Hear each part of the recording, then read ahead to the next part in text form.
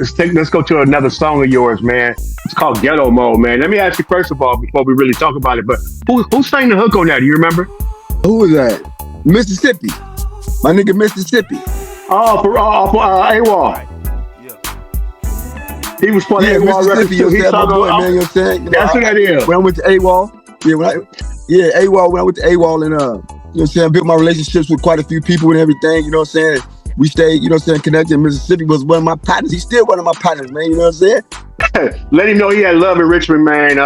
Mississippi was raw, man. I remember singing on a couple of Steve-O joints, man. Look, the reason why I found that song though is because somebody had a song with that beat, and I Googled. You know, that's why I first told my son something about Google. I Googled songs with the hanging on the string beat, and I saw your name on there. I'm like, what? And then hold on, before we get to the next part. Where's the ghetto at? Because you mentioned the ghetto a couple of times. I noticed how you use the word. Tell me. Oh, the ghetto? That's the manor. That's the manor, man. All right, just while I listen, let them know. Everybody that's where he's come from. Yeah, everybody who come up during that era, and every other neighborhood friends, associates, everybody know. We call that shit the ghetto. Like niggas from South, deep South, niggas from Central, North, everybody coming up. The ghetto. There was allies and folks that be like, man, just meet me in the ghetto. And automatically they know what that is. That's ghettos worldwide. We know that. But during that time, what we meant and what still to the day, some of us we say that, man, where you at, the ghetto? Or I slipped by the ghetto today or something. You know what I'm saying? I'm talking about Kennedy Manor, man. Yeah. Now the first time I heard a reference was with somebody who featured on that song. He said, "I represent the ghetto. I love it. I never leave it." What he said, "I never leave it. If it's a metal in the ghetto, then I will achieve it." Filthy Phil, man. Was this your first song rapping with Filthy? No, first time rapping with him? Okay. Man. Since he came home, I believe so. That was his first. Okay, that was your first time. He said, "Fresh out the pit, I'm already in ghetto mode. Got back the straps, I let my nigga hold." My nigga hold, bro. Yeah.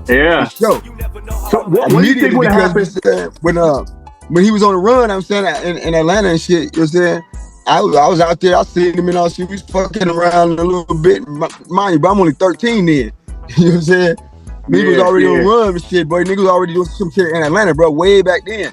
You know what I'm saying? Right. When he was on the run, rather, you know what I'm saying? I was just out there, family. I got sent out there because I got caught in the ghetto with a gang of work by moms and shit. And she like, nah, we got to send me to Atlanta and shit, bro. You know what I'm saying? I'm like, you know what I'm saying? But at 30 days, bro, I had to get back. You know what I'm saying? Had to get back. But what do you think would have happened to Filthy if he wouldn't have taken that fall, man? What do you think would have happened to Filthy if he wouldn't have took that fall? If he what? If he wouldn't have took that fall, if he wouldn't have got caught up like that. Player haters would have been trademarked, documented, established. The money he'd be getting paid. He'll be one of the top artists that people have probably ever would have heard because Filthy was smart, a lyricist, bro. He know how to put it together. You know what I'm saying? If he didn't if you know what I'm saying, the game didn't jump on him, you know what I'm saying? I'm telling you, because he had it. I mean, you know what I'm saying? Like I was a huge fan of his, and you know, I watched him. I seen how he worked. Also, you know what I'm saying? I wanted to get some of that.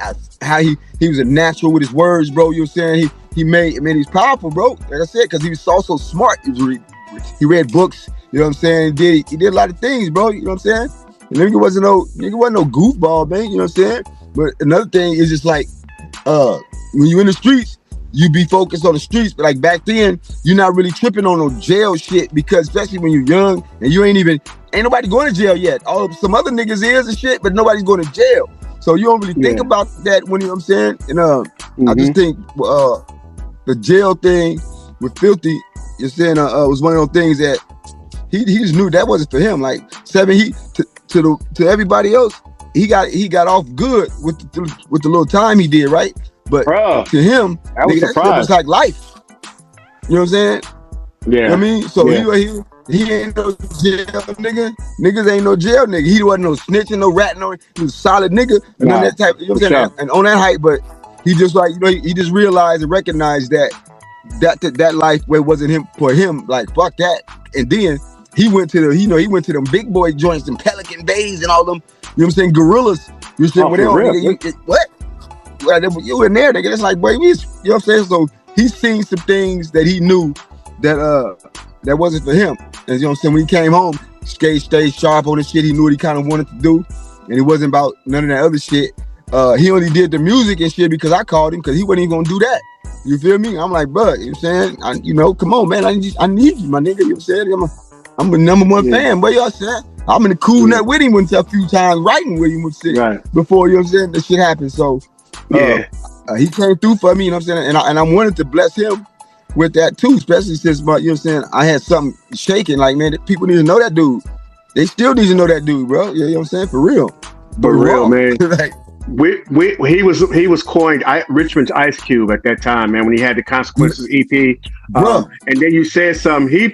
He would be eating good off just trademarking Player Haters just off that. If he didn't make another song, nothing else, he just trademarked that because it's a term that's used worldwide, and he was the first one to say that. And that's crazy, right? Come out of Richmond, California. And then you said another thing too. I saw Phil a few times after he first came home, man. He definitely was, he's about his money, he was getting his work, he was going to work and everything. Then he actually got married. I don't know if he went to the wedding, but no, I didn't go to a wedding though. Okay, so typically when the woman go down, it's as a DJ, I play, all the single ladies so they can go do the catch the bouquet thing, bouquet toss, all that stuff. So it's time for the garner. Usually something like don't want to be a player no more, whatever. It's like pulling teeth trying to get the brothers to come in. But for this one though, I played Consequences, and man, if I tell you, them brothers looked at me like, oh.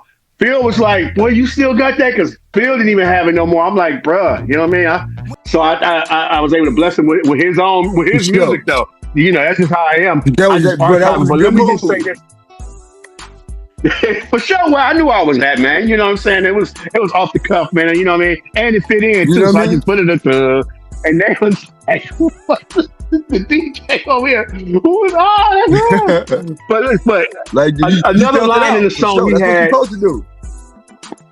Yeah. He said, "That's why I love Cali, because the price is so low. I'm trying to roll a double R off the showroom flow." When you hear Phil's flow, man, you just like, man, he say something, but he also said differently. He's not talking about like the cost of living, obviously. How does it feel, or how old were you when you figured out that it was like a design to have more of us locked away? You said it again? How old was you, or how did you feel when you figured out that it was a design? It was designed to have us locked away. You know what I mean? I never really felt like it was a design to have us per se locked away, bro. Why I say that is because I've never really, even though I was doing my thing, bro, I know one thing: when I woke up and walked outside and whatever I did that. Nobody told me to go do that. I did that. That's true. You know what I'm saying? That's true. It's choices, and it's choices people make. You feel me? Now, people use things as an excuse, bro. You know what I'm saying? Not saying I don't know whoever feel. I'm talking about how I feel, what I see it through. You know what I'm saying? And by me being a student of the life game, watching people go through stuff, hearing about people go through stuff, taking those situations, analyzing them for myself, and making sure, you know what I'm saying, I try not to do some of the things that got those people wherever they went, whether they got murdered or they died or however. I never looked at it like that, like it was a design and everything, you know what I'm saying? Especially because like I said, when you wait, nobody, I know nobody in where I was at was forced to do anything. You know what I'm saying? So yeah. And then, like I said, if you know niggas going to jail and for murders, drugs, or whatever it is, if you do those things, it's a strong possibility you're going to jail. And however the time may be, if your situations ain't together, it's going to depend, bro. It's the life or the system. All that is a game on you, either you winning or losing, or you know what I'm saying, you pivoting your way through this shit. You know what I'm saying? Everybody is different. You know what I'm saying? Whether white, black, Chinese, whoever, whatever, bro. But I never looked at it like that. You know what I'm saying? My mind was never like, man, they doing it. Man, I'm not gonna live my life like that, bro. I'm going. That's what I hear that shit. Oh, I'm gonna be smarter than them. Then that's how I feel about it. And if I get caught up, it was good. I mean, shit. You know what I'm saying? But I took accountability for mine, bro. Like whatever. You know what I'm saying?